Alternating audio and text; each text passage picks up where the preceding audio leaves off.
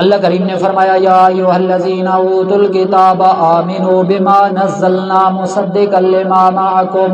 من قبل ان نطمس وجوہا فنردها على ادبارها او نلعنهم كما لعنا اصحاب السبت وكان امر اللہ مفعولا۔ اللہ کریم ایمان والوں کو، ایمان اہل کتاب کو ایمان لانے کی ترغیب دے رہے ہیں، جن میں سے یہودی علماء کرام جن کے حد میں ہدایت اللہ کریم نے لکھ دی تھی، ان کے بارے میں اللہ کریم فرماتے ہیں یا ایھا الذین اوتوا الکتاب آمنوا بما نزلنا، وہ لوگ جن کو کتاب کا کچھ حصہ دیا گیا، اوتوا الکتاب جو کتاب دیے گئے تھے تورات ان کے اوپر نازل ہو گئی تھی، آمنوا بما نزلنا، اللہ کریم نے فرمایا ایمان لے آؤ اس پر جو ہم نے نازل کیا ہے۔ یہ کیا نازل کیا ہے؟ مصدقا لما معکم، جو تصدیق کرنے والا ہے جو تمہارے پاس ہے، تورات کی بھی تصدیق کرنے والا ہے، زبور کی بھی تصدیق کرنے والا ہے، انجیل کی کتاب کی بھی تصدیق کرنے والا ہے۔ وہ کون سی کتاب ہے جو ان ساری کتابوں کی تصدیق کرنے والی ہے؟ وہ قرآن مجید ہے۔ اللہ کریم نے فرمایا مصدقا لما معکم من قبل ان نطمس وجوہا فنردها على ادبارها او نلعنهم كما لعنا اصحاب السبت وكان امر اللہ مفعولا۔ اللہ کریم فرماتے ہیں اس کتاب کی پر ایمان لے آؤ، اس کتاب کی جو دوسری کتابوں کی تصدیق کرنے والی ہے، اس کتاب پر تم مطمئن ہو جاؤ، اس کتاب کو مان لو۔ ترغیب ایمان کی اہل کتاب کو ترغیب دی جا رہی ہے۔ اللہ کریم فرماتے ہیں من قبل ان نطمس وجوہا، اس سے پہلے کہ تمہارے چہروں کو مسح کر دیا جائے، تمہارے چہروں کو مٹا دیا جائے، یوں کر دیا جائے، ناک کو کاٹ دیا جائے، آنکھ کو پرتا کر دوسری طرف کر دی جائے، ایک آنکھ اوپر کر دی جائے، ایک نیچے کر دیا جائے، تمہارے چہروں کو بگاڑ دیا جائے، فنردها علی ادبارها، پھر تمہارے چہروں کو مسح کر کے مٹا کے پھر تمہارے چہروں کو تمہاری پیٹھ کے بل لا دیا جائے، پیٹھوں کے بل گدی کے پیچھے اس طرح لگا دیا جائے اور آگے دھڑ ہو پیچھے سر ہو۔ ماشاءاللہ اللہ کریم نے فرمایا اس سے پہلے کہ تم تصدیق کرنے والی کتاب قرآن مجید پر ایمان لے آؤ اور اس کی جس پر یہ نازل ہوا قرآن، اس پیغمبر محمد مصطفیٰ صلی اللہ تعالی علیہ وسلم پر ایمان لے آؤ۔ اب یہ اللہ تبارک و تعالیٰ نے ان کو تخفیف اخروی دی، کس طرح بھی ہو سکتا ہے تمہارے ساتھ، او نلعنہم کما لعنا اصحاب السبت، یہ اللہ تبارک و تعالیٰ نے وعید دی ہے، خبر نہیں کی، وعید کی ہے۔ جس طرح بخاری کے اندر ایک حدیث آتی ہے کہ جو آدمی امام کے سجدے جانے سے پہلے سجدہ کر لے یا رکوع سے اٹھنے سے پہلے رکوع سے اٹھ جائے مقتدی،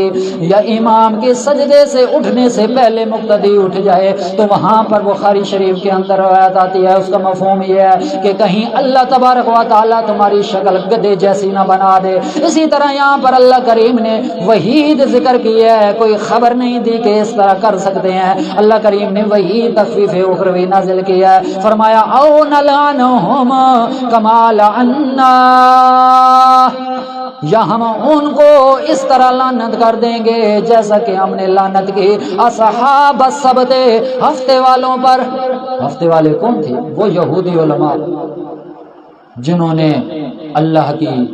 آیات کو نہ مانا، اللہ کے احکامات کو نہ مانا، تو اللہ تبارک و تعالیٰ نے بطور سزا کے ان کو سور اور بندر جیسی شکلیں بنا دی۔ اللہ کریم نے فرمایا اس سے پہلے کہ تمہارے چہروں کو مسح کر دیا جائے یا تمہارے چہروں کو پیٹھوں کے پر لگا دیا جائے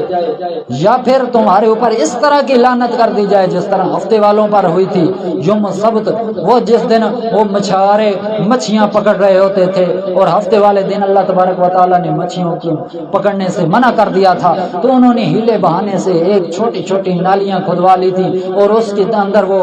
اس کو شکار کر پھر وہ اپنی طرف کھینچ لیتے تھے اور اتوار والے دن پھر وہ اس کو پکڑ لیا کرتے تھے مچھوارے۔ اللہ تبارک و تعالیٰ نے ان کے ہیلے کو ناکام کرتے ہوئے ان کو سور اور بندر جیسی شکلیں بنا دی۔ اللہ کریم نے فرمایا کہیں تمہارے اوپر بھی اس طرح نہ ہو جائے۔ یہ سورۃ اعراف کے اندر مسلسل واقعہ آئے گا، سورۃ اعراف کی آیت نمبر 163 اور 166 تک یہاں واقعہ مکمل ہوگا اصحاب سبت والوں کا کہ ان کے ساتھ کیا معاملہ ہوا، کس طرح وہ سور بنے، پھر کس طرح اللہ تبارک و تعالیٰ نے ان کو بندر جیسی شکلیں دی، صورتیں بنا دی۔ اللہ کریم نے فرمایا کہیں ایسا نہ ہو کہ تمہارے بھی اس طرح حال ہو جائے۔ وَكَانَ أَمْرُ اللَّهِ مَفْعُولًا،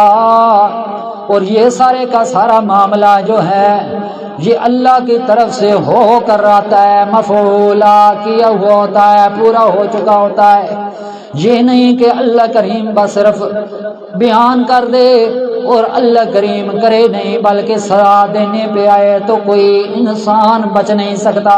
اللہ کریم نے فرمایا لہذا اہل کتاب ایمان لاؤ میرے پیغمبر محمد مصطفیٰ صلی اللہ تعالی علیہ وسلم پر اور اس کے اوپر نازل ہونے والی کتاب جو تمام دوسری کتابوں کی بھی تصدیق کرنے والی ہے، مصدقا لما معکم، جو تمہارے پاس کتابیں ہیں ان کتابوں کی بھی تصدیق کرنے والی ہے، لہذا اس قرآن پر بھی ایمان لے آؤ، پیغمبر محمد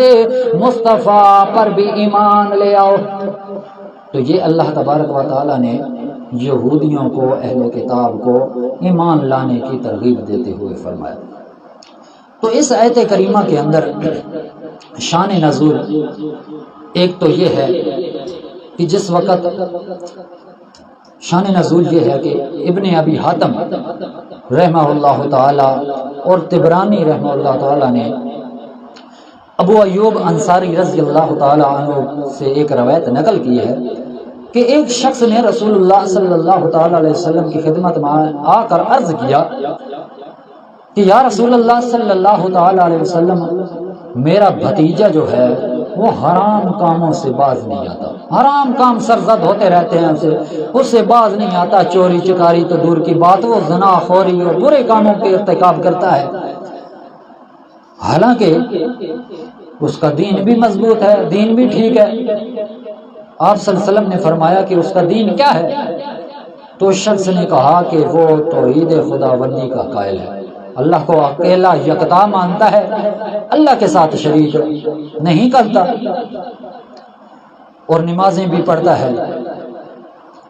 تو حضور صلی اللہ علیہ وسلم نے فرمایا اس کا دین جو ہے مفت میں مانگو، یعنی جو دین اگر پختہ نہ ہو تو وہ مفت میں ہی بیچا جاتا ہے۔ اللہ کے رسول نے فرمایا مفت میں اس کا سودا کرو، اگر وہ سودا کامیاب ہو جاتا ہے تو ٹھیک ہے۔ وہ گیا، اس نے مفت میں سودا کیا، اس نے کہا نہیں میں ایمان اپنا بیچنا نہیں جاتا، میرا ایمان پختہ ہے۔ اللہ کے رسول نے فرمایا اگر مفت دینے سے وہ انکار کرتا ہے تو تم اس سے پیسوں کی صورت میں، دینار درہم کی صورت میں ایمان اس کا خرید لو۔ تو نبی کریم صلی اللہ علیہ وسلم کی بات سن کر وہ شخص گیا اپنے بھتیجے سے کہنے لگا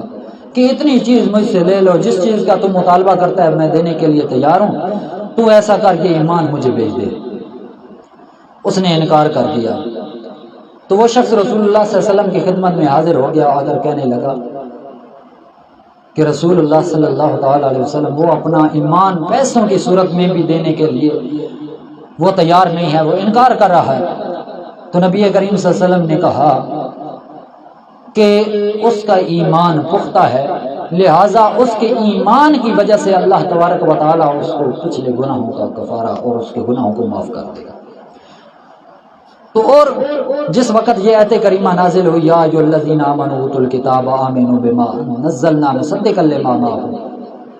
تو وہاں پر یہ آیت کریمہ یہودیوں کے علماء جن میں سے عبداللہ بن ابی ہیں اور عبداللہ بن سلام اور ان کے جو ساتھی تھے، انہوں نے جس وقت یہ آیت کریمہ نازل ہوتے ہوئے سنی تو انہوں نے ایمان لے آئے، وہ اللہ پر اور اللہ کے رسول پر اور میرے پیغمبر کے اوپر نازل ہونے والے قرآن مجید پر ایمان لے آئے اور ان سب سزاؤں سے بچ گئے۔ اللہ کریم نے فرمایا پھر ان کا حشر یہ ہوا کہ وہ ایماندار بن گئے۔ پھر بعد میں اور بہت سارے مسائل پیش ہوئے، قرآن مجید کے اندر سورۃ بقرہ کے اندر بھی گزرا ہے، یا ایھا الذین آمنوا ادخلوا فی السلم کافہ، اللہ کریم نے فرمایا اسلام کے اندر پورے پورے داخل ہو جاؤ۔ یہ بھی عبداللہ بن سلام کے بارے میں نازل ہوئی آیت کریمہ۔ اسی طرح پھر اللہ تبارک و تعالی نے فرمایا اگر ایمان پختہ ہے تو چاہے اس کے اندر جتنی بھی کوتاہی ہیں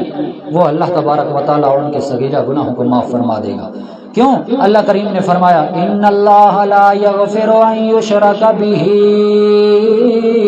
ویغفر ما دون ذلک لمن یشاء